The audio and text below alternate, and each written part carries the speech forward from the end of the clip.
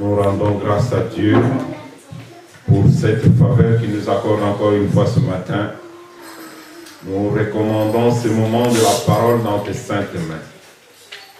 Ô Saint-Esprit, glorifie Jésus-Christ à travers cette parole et que nous puissions recevoir la vie au nom de Jésus-Christ. Amen. Amen. Amen. Asseyons-nous dans la présence de Dieu.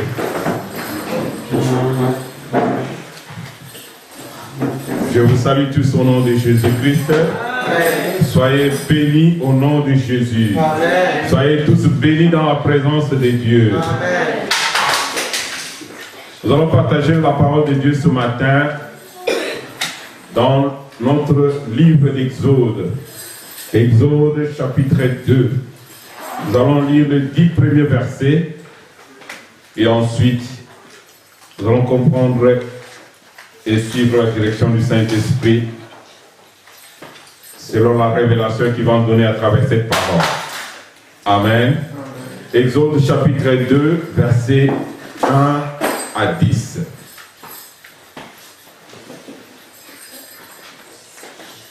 Je lis au nom de Jésus.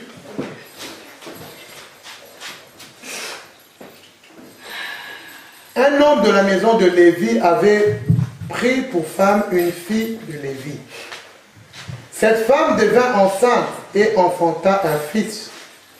Elle vit qu'il était beau et elle le cacha pendant 3 mois. Ne pouvant plus le cacher, elle prit une caisse de jonc qu'elle enduisit de bitume et de pois. Elle y mit l'enfant et déposa parmi les roseaux sur le bord du fleuve. La sœur de l'enfant s'étint à quelque distance pour savoir ce qui allait lui arriver. La fille de Pharaon descendit au fleuve pour se baigner et ses compagnes se promenèrent le long du fleuve. Elle aperçut la caisse au milieu de roseaux et elle envoya sa servante pour la prendre. Elle ouvrit et vit l'enfant. C'était un petit garçon qui pleurait. Elle en eut pitié, elle dit, c'est un enfant des Hébreux. Alors la sœur de l'enfant dit à la fille de Pharaon, veux-tu que j'aille te chercher une nourrice parmi les femmes des Hébreux pour allaiter cet enfant? Va, lui répondit la fille de Pharaon. Et la jeune fille alla chercher la mère de l'enfant. La fille de Pharaon lui dit, emporte cet enfant et allaite-le-moi. Je te donnerai ton salaire. La femme prit l'enfant et l'allaita. Comme il eut grandi, elle l'amena à la fille de Pharaon et il eut pour elle comme un fils. Elle lui donna le nom de Moïse, car, dit-elle, je l'ai retiré des eaux. Parole du Seigneur. Amen. Nous avons tous écouté la lecture. On nous parle d'une histoire d'un enfant qui était né dans des circonstances un peu difficiles. L'enfant était né dans des circonstances vraiment difficiles, puisqu'il y avait une loi qui était établie. Une loi qui était établie pour tuer tous les enfants. Et pas tous les enfants. C'était des enfants qui étaient garçons, qui étaient destinés, ils étaient déjà condamnés, et le roi avait établi une loi pour tuer tous les garçons. Amen. Amen. Pourquoi le roi avait ordonné cette loi, avait établi cette loi? Puisque à l'époque où Joseph travaillait en Égypte, en sa qualité de Premier ministre, il avait été vraiment une grande bénédiction pour le peuple égyptien. Et le peuple juif qui y vivait, ils étaient aussi bénis. Ils se multipliaient. Et quand le roi qui était avec Joseph était mort, il était établi un autre roi. Alors c'était un autre roi qui n'avait pas connu Joseph, qui n'avait pas expérimenté la bonté de Dieu à l'époque de Joseph, a mal vu et mal apprécié la croissance et la bénédiction des enfants d'Israël. Alléluia. Les enfants d'Israël s'est multipliés, ils croissaient, ils étaient abondamment bénis. Mais ils avaient peur. Alors le roi dit, il n'est pas bon que ce peuple continue à se multiplier et à grandir. Amen.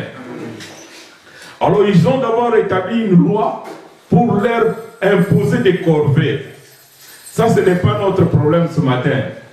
Et ensuite, il a établi une loi pour interdire que toute femme juive qui aurait mis un enfant, garçon, serait tuée. Amen. Qui aurait mis un enfant au monde, cet enfant-là serait déjà tué. Alors il a appelé le roi, les sages-femmes. Vous connaissez les femmes, les sages-femmes, ce sont des femmes, on dit sages-femmes ou femmes sages?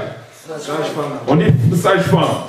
Donc les sages-femmes, c'est des femmes qui travaillent dans les maternités, qui aident les femmes à accoucher. Donc, il a imposé une certaine loi, direction à ces femmes-là, pour leur dire, dès que vous aidez à accoucher une femme juive, si c'est un garçon, vous le tuez sur place, et si c'est une femme et une fille, vous la laissez vivre. Amen.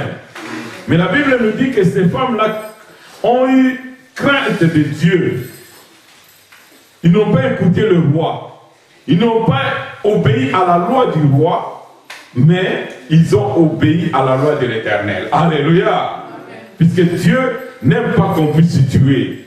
Notre Dieu, Jésus-Christ, n'est pas venu pour tuer. Il est venu pour donner la vie. Amen. Et ils n'ont pas obéi au roi. Ils ont laissé naître les garçons en cette époque-là. Mais ensuite, ils se sont rendus compte que non, les garçons continuaient à naître. Il dit non, si c'est comme ça, il établit encore une autre loi. Ramassez-moi tous les garçons qui viennent d'être nés, jetez-les dans le Nil. Amen. Il va encore établir cette loi-là.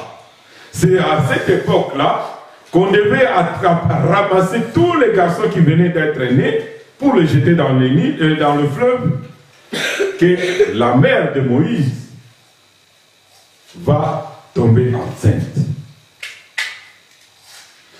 Je voudrais donner un peu l'histoire pour comprendre qu'est-ce que le Seigneur veut nous parler ce matin. Et la mère de Moïse tombera enceinte, elle va accoucher un bébé. Et le bébé, la Bible dit, le bébé était beau. Elle a refusé que l'enfant puisse mourir. Amen.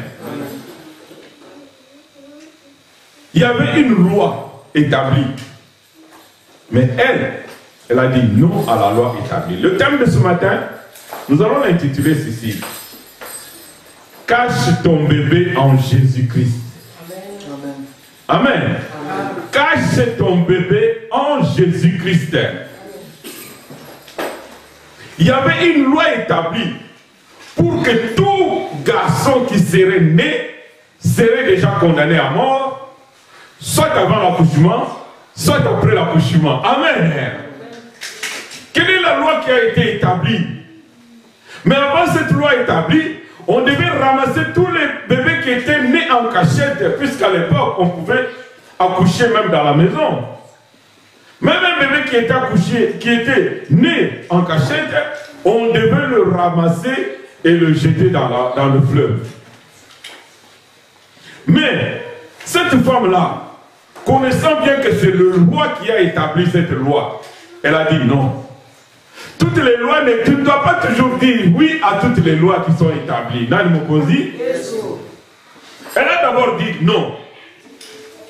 Mais Dieu lui a fait grâce, puisqu'elle a désobéi à la loi qui devait tuer les enfants. Elle a désobéi à la loi satanique. Elle a désobéi à la loi tribale. Elle a désobéi à la loi clanique. Toi, ce matin, mon frère, ma soeur, nous devons désobéir aux lois. Amen. Elle a dit non à cette loi-là. Et quand elle a vu son bébé, elle a dit non, moi je vais cacher mon bébé. Mon bébé ne mourra pas. On ne le prendra pas. Même s'il faut le prendre, on ne le prendra pas. Moi, je vais le cacher. Amen. Toi, tu dois cacher ton bébé. Ton bébé, c'est quoi? Mon bébé, c'est quoi? Le bébé, ne voyez pas seulement un enfant spirituel. Amen. Le bébé peut être ton ministère. Le bébé peut être ta situation. Le bébé être ta bénédiction. Le bébé être ta maison. Le bébé être ton mari. Le bébé peut être ta femme. Le bébé peut être tes projets. Nani Mokozi. Mais cette femme-là, elle a eu un bébé. Elle a dit non, non, non, non, non, non, non. Même si le roi a dit que tous les bébés sont condamnés à mort, le mien ne mourra pas. Amen. Alors, elle a caché le bébé. La Bible nous dit qu'elle a caché le bébé dans sa maison. Oh, mon frère, ma soeur. Tu as un bébé, tu as reçu un bébé de la part de Dieu, quelqu'un d'autre veut prendre ton bébé, tu dois le cacher. Oh, la maman de Moïse est allée cacher le bébé dans sa maison. Non, ne cache, il y a des gens qui cachent leur bébé dans des maisons de féticheurs, dans des maisons de marabouts. Les gens cachent leur bébé dans leurs entreprises. Les gens cachent leur bébé dans leur famille. Non, ne cache pas le bébé dans ta famille. Cache le bébé dans Jésus-Christ. Amen. Ton bébé doit être caché dans le Jésus, en Jésus. Puisqu'il n'y a que le sang de Jésus qui peut protéger ton bébé. Nani Mokozi? Cache ton bébé en Jésus. Elle a caché le bébé dans la maison. Puisque quand tu caches le bébé en dehors de Jésus, il y a un certain moment où tu seras limité. Il y a un certain moment, la cachette ne sera plus la cachette. Alléluia. La cachette sera toujours mise à découvert. Puisque tu n'as pas caché en Jésus, tu caches quelque part. Où est-ce que tu caches ton bébé? Elle a caché le bébé à la maison. À un certain moment, ce n'était plus possible. Elle a pris la maison. Au lieu de cacher maintenant dans la maison, qu'est-ce qu'elle a fait? Elle a mis dans une caisse. Elle a caché le bébé dans la caisse. Alléluia. Elle a mis des bitumes à côté. Ensuite, ne pouvant rien faire, elle a pris le bébé et elle est allée au bord du Nil. Non, ce bébé-là, il avait la grâce de Dieu. Pourquoi le bébé-là avait la grâce de Dieu? Puisqu'il a échappé à la première loi. Il a échappé à la loi du roi. Il a échappé à la loi clanique. Il a échappé à la loi tribale. Et ensuite, il a échappé à la loi de la nature. Puisqu'on a pris le bébé, on a mis dans la caisse. On est allé le déposer au bord du Nil. Au bord du fleuve, il y a des moustiques. Au bord du fleuve, il y a des crocodiles. Au bord du fleuve, il y a des animaux sauvages.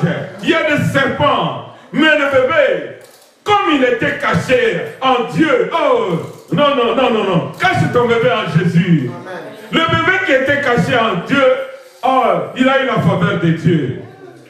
Malgré la condamnation de la loi, malgré la loi qui a été établie par la nature, malgré la loi qui a été établie par le roi, mais Dieu a fait grâce que le bébé soit protégé. Alléluia. Au bord du fleuve, le bébé était là. Peut-être qu'elle se disait, bon, c'est fini pour moi, je l'ai caché, mais maintenant, il n'y a plus d'espoir. Je peux le laisser là. Qu'il meure loin de moi. Non. Mais elle avait refusé que son bébé puisse mourir. Amen. Elle a caché. Elle a dit, non, moi je refuse cette situation. Elle a dit non. Ensuite, qu'est-ce qui lui est arrivé? Vous connaissez la suite, ce qui est arrivé. La fille de Pharaon était en train de venir, elle a ramassé le bébé.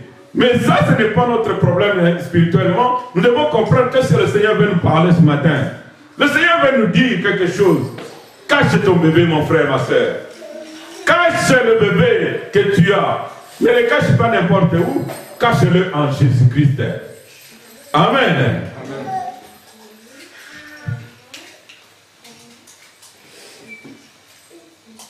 Beaucoup acceptent n'importe quoi. Cette dame-là, je bénis Dieu pour elle. Puisqu'elle a refusé, elle a dit non. Beaucoup de gens, parfois, acceptent n'importe quoi. qu'on leur dise n'importe quoi, qu'on établisse une loi sur elle, qu'on établisse une loi sur toi. Non, tu dis oui. Non, oui et amen. Non, ne dis pas oui et amen à toutes les lois, à toutes les paroles qui sont prononcées, que ce soit dans le pays, que ce soit dans la ville, que ce soit dans la famille, que ce soit dans la tribu. Tu ne dois pas toujours dire oui. Elle a dit non. Nani Mokosi, cache ton bébé. Voilà pourquoi il est allé cacher son bébé. Le premier point que nous allons dire, pourquoi elle a caché son bébé? Elle a caché son bébé pour que le bébé puisse vivre. Amen. Amen. Est-ce que toi tu dis oui ou tu dis non? Le roi Salomon, il y a deux femmes qui se sont présentées.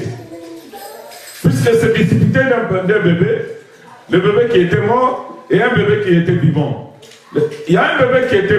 Toutes les deux avaient accouché ensemble, et elles avaient couché le bébé ensemble, et le matin, il y a eu une dispute. Pourquoi? Puisqu'il y a une qui avait, par maladresse, son bébé était mort. Elle a pris le bébé du vivant, qui était vivant, elle a pris celui qui était mort, elle a déposé dans le lit de celui qui était, de celle qui dormait. Alors dans cette confusion-là, celle qui s'est réveillée, elle dit non, non, non, ça ce n'est pas mon bébé. Alors dans la dispute, ils sont allés vers le roi. Et quand ils sont allés vers le roi, celle dont l'enfant était mort, quand le roi dit, on va couper ce bébé ici en deux, elle était d'accord. Elle a dit oui. Alléluia. Qu'est-ce que vous voulez comprendre? Ce n'est pas l'histoire de deux bébés que je vais parler ce matin. Mais je vais dire seulement, la femme dont le bébé était mort, quand le roi a dit, on va couper le bébé en deux, elle a dit oui. Amen. Mais celle qui avait le bébé vivant, à qui appartenait le bébé vivant, elle a dit non. Je ne veux pas que cette loi qui sort de la bouche du roi soit établie sur mon bébé. Je préfère que mon bébé vive. Amen. Est-ce que vous comprenez un peu? Donc il y a des gens, on établit une loi, même une loi destructive, même une loi de malheur, même une loi qui tue. Elle dit oui, pour un bébé. Nani Mokosi, tu as dit oui, non. Elle a dit oui, mais toi tu dois savoir dire non.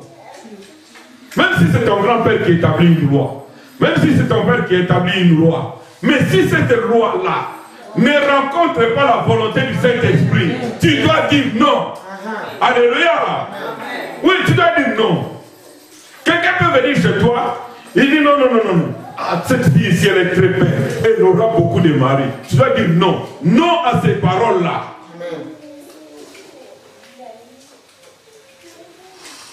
Ta grand-mère peut venir et dire, elle va te faire, ah, il est beau, ça c'est mon mari. Mais toi, tu es une vieille femme comme ça, tu vas prendre un enfant, tu vas dire que cet enfant c'est ton mari comment?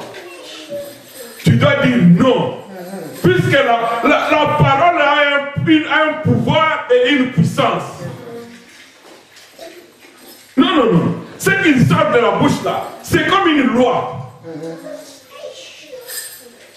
Voilà pourquoi beaucoup d'enfants, ils ont des maris de nuit, ils ont des femmes de nuit. Parfois inconsciemment, et quand le monde du ténèbre entend ces paroles-là, il matérialise ces paroles-là. Nani Mokosi. Même ton père, il peut te dire, toi tu ne vas pas te marier. Comme toi tu me désobéis, tu ne vas pas te marier. Tu n'auras pas d'enfant. Tu dois dire non. Amen. Alléluia. Amen. Tu dis non. Non. Oh papa, toi tu m'as mis au monde. Mais toi tu ne veux pas que moi je puisse avoir des enfants. Non, non, non, non. Je dis non. Puisque Dieu veut que je puisse avoir des enfants. Amen. Amen. C'est une loi qui sort. Et si toi tu dis oui, le monde du ténèbre. Amen. Le monde du ténèbre entend, il matérialise ça. Nani Mokosi. La femme l'a dit non. Toi tu dois dire non. Tu caches ton bébé. Nani Mokosi. Même Dieu lui-même, il cache son bébé. Vous savez quand Jésus-Christ est mort, je vais vous lire la parole de Dieu. Dans Matthieu chapitre 2. Quand Jésus est né, le monde du ténèbre a tremblé.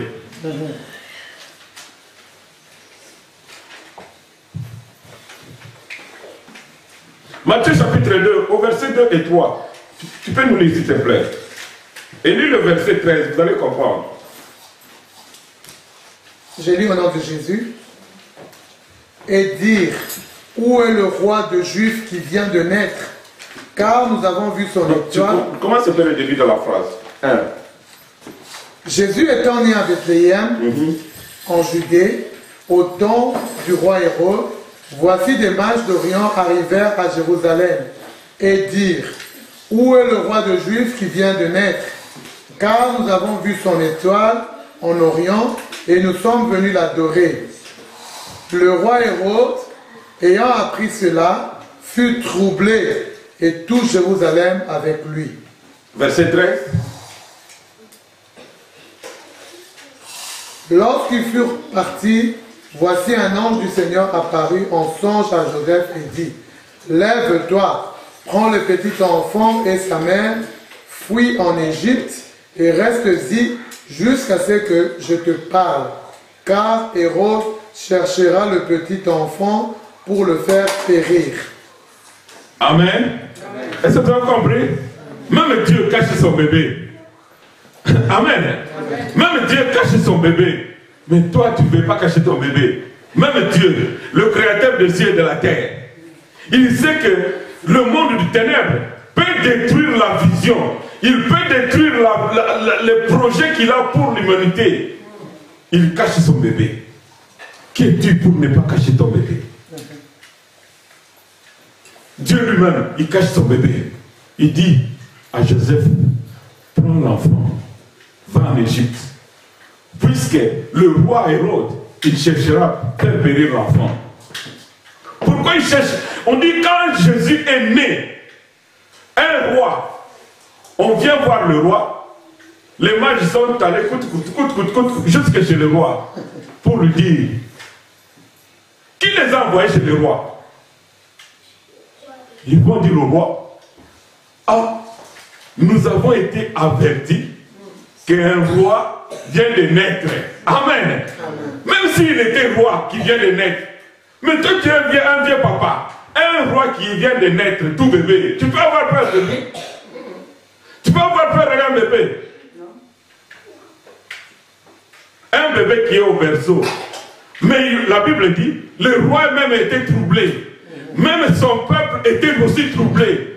Quel est ce roi qui vient de naître, qui bouge à la naissance déjà, il bouge déjà l'humanité. Il met le trouble dans le camp de l'ennemi. Non. Il n'y a que Jésus qui peut faire des choses comme ça. Dans son trouble, dans son tourment, il dit, oh, si je laisse vivre ce roi ici, c'est fini, je suis foutu pour moi. Alors, il pense être plus malin que Dieu. Il pense être plus intelligent que Dieu.